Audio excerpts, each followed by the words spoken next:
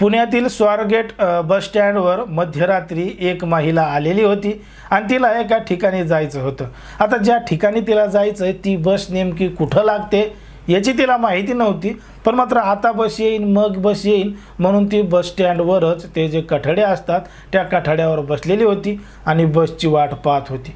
पण मात्र मध्यरात्री झालेली होती आणि नेमकीच पहाटसुद्धा होणार होती आणि बस स्टँडवरची गर्दी कमी झालेली होती, आजूबाजूला जास्त काही लोक नव्हते आणि ती महिला बसची वाट पाहत बसलेली होती।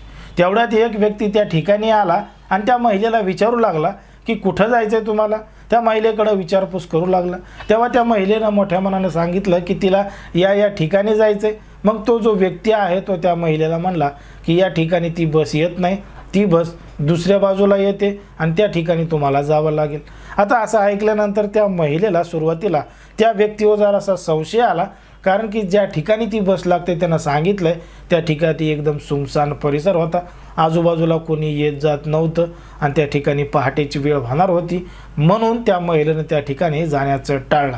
पण मात्र तो जो व्यक्ती होता त्या व्यक्तीनं त्या महिलेला एकदम विश्वासात घेतलं आणि सांगितलं काहीही घाबरू नका, काही नका, तुम्हाला ज्या ठिकाणी जायचं आहे ना ती बस त्याच ठिकाणी लागते, तुम्ही जर याच ठिकाणी बसून राहिलात तर तुम्हाला ती बस मिळणार नाही आणि ती बस निघून जाईल। मग असा विश्वासात घेतल्यानंतर त्या महिलेनं त्या पुरुषावर विश्वास ठेवला आणि त्याच्यासोबत ती त्या बाजूला गेली। थोडा आतमध्ये असल्यामुळं आजूबाजूला कोणीही लोक नव्हते, काय नव्हते, सगळ्या बस गाड्याच उभा होत्या आणि एका बाजूला शिवशाही बस उभा होती। मग त्यांना सांगितलं की हीच बस तुमच्या गावाला जाते, या बसमध्ये चढा। आता त्या बसमध्ये ती महिला चढली आणि तो सुद्धा त्या बसमध्ये गेला, बसचं दार लावलं आणि घडलं एक धक्कादायक प्रकरण, धक्कादायक घटना। नेमकं काय आहे संपूर्ण प्रकरण, कुठं घडली आहे घटना हे आपलं अगदी सविस्तरपणे बघायचं आहे। पण जर तुम्ही अजूनही आपलं चॅनल सबस्क्राईब केलं नसेल तर लगेच सबस्क्राईब करा आणि बाजूला असणाऱ्या बेल नोटिफिकेशनला सुद्धा ऑन करायला विसरू नका।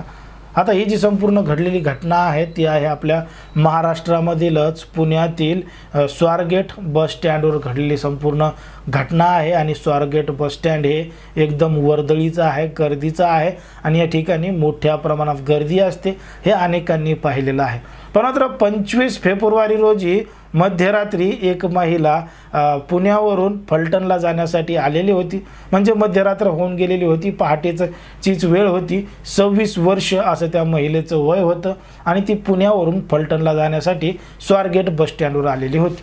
आता थोडी गर्दी मध्यरात्री नेमकीच पहाट होणार आहे म्हणून गर्दी थोडी कमी होती आणि जिथं लोक बसलेले त्यांना बी झोपी लागत होत्या आणि काही लोक सनाट झोपीसुद्धा गेलेले होते आणि ही महिला त्या ठिकाणी बसची वाट बघत एका कठाड्यावर म्हणजे त्या जे ठेवलेले जे बाकडे असतात त्याच्यावर बसलेली होती। त्या ठिकाणी एक व्यक्ती आला आणि तो व्यक्ती या महिलेकडे विचारपूस करू लागला, कुठं जायचं आहे, काय जायचं आहे अशी विचारपूस करू लागला। त्या महिलेनं सांगितलं की तिला फलटणला जायचं आहे, फलटणला जाणारी बस कुठं लागेल। तेव्हा त्याने सांगितलं की फलटणला जाणारी बस इथं थांबत नाही, ती दुसऱ्या बाजूला थांबते, तुम्हाला तिकडं जावं लागेल। आता ती दुसरी बाजू जी आहे ती सुमसान आहे, तिथं कोणी जास्त लोक नव्हते, ह्या बाजूला तरी होते पण ते झोपलेले होते म्हणून त्यानं तिकडच्या बाजूला सांगितलेलं होतं। त्या महिलेला त्याच्यावर संशय आला, ती महिला त्याच्यासोबत काही गेली नाही आणि त्याचं काही ऐकलं नाही। पण तो पुरुष तिच्या अजून जवळ आला, तिला एकदम विश्वासात घेतलं आणि विश्वासात घेतल्यानंतर त्यानं त्या बसच्या आडबाजूला तिला नेलं, त्या पलीकडच्या बाजूला नेलं, ज्या ठिकाणी एक शिवशाही बस उभा होती त्या ठिकाणी नेलं आणि त्या बसमध्ये चढण्यास सांगितलं। आता त्या बसमध्ये चढल्यानंतर ती महिला जाऊन बसली, तिच्या पाठीमागं तो व्यक्तीसुद्धा गेला आणि त्याच्या मागं गेल्यानंतर त्यानं बसमध्येच त्या महिलेबरोबर नको ते कृत्य केलं, तिच्यासोबत अतिप्रसंग केला आणि हा सगळा प्रकार पहाटेच्या सुमारास स्वारगेट बस स्थानकावर घडत होता। आता हा सगळा प्रकार घडल्यानंतर तो जो आरोपी होता तो त्या ठिकाणाहून पसार झालेला होता, फरार झालेला होता आणि त्या महिलेला जायचं होतं फलटणला, पण मात्र तिची त्या ठिकाणीच मोठी फजिती झाली होती। तिनं तात्काळ जवळचं स्वारगेट पोलीस स्टेशन गाठलं आणि पोलीस स्टेशन गाठून रीतसर फिर्याद दाखल केली, तक्रार दाखल केली।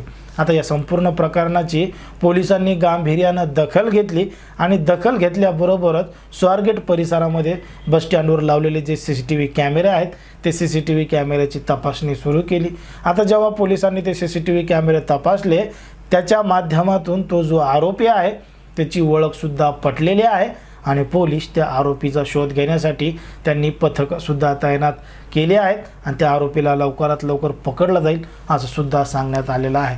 पण मात्र ज्या पद्धतीनं पुण्यामध्ये घटना घडत आहेत आणि ज्या पद्धतीनं हे संपूर्ण प्रकरण घडलंय त्याच्यावर तुम्हाला काय वाटतं हे अगदी स्पष्टपणे कमेंटमध्ये सांगा। कारण की कोणाच्याही भावना दुखवणं, कोणाचंही मन दुखवणं हा आपला उद्देश नाही। समाजामध्ये जे घडतंय तेच आपण या ठिकाणी सांगत असतो। आता त्या महिलेनं त्याच्यावर विश्वास ठेवला आणि ती त्याच्यासोबत गेली। ज्या पद्धतीनं तिनं सुरुवातीलाच त्याला विरोध केला होता, त्याच्यावर संशय घेतला होता, जर ती तिच्या मतावर ठाम राहिली असती आणि त्याच्यावर विश्वास न ठेवता तिकडे जर गेली नसती तर कदाचित हा प्रकार घडला नसता। जर त्याला विचारता अजून 2-4 लोकांना विचारलं असतं की खरंच तिकडे बस येते का, तर हा सगळा प्रकार टळला असता। पण मात्र ज्या पद्धतीनं बस स्टँडवर, रेल्वे स्टेशनवर असे आरोपी खुलेआम फिरतात आणि महिलांची, तरुणींची छेड काढतात आणि त्यांच्यासोबत अशा पद्धतीचं कृत्य करतात, अशा लोकांवर सुद्धा कठोरातली कठोर कारवाई व्हायला पाहिजे असं आपलं या ठिकाणी वाटतं। आता तुम्हाला काय वाटतं हे अगदी स्पष्टपणे सांगा आणि अशाच पद्धतीचे नवनवीन व्हिडिओ पाहण्यासाठी आपल्या चॅनलला लगेच सबस्क्राईब करा।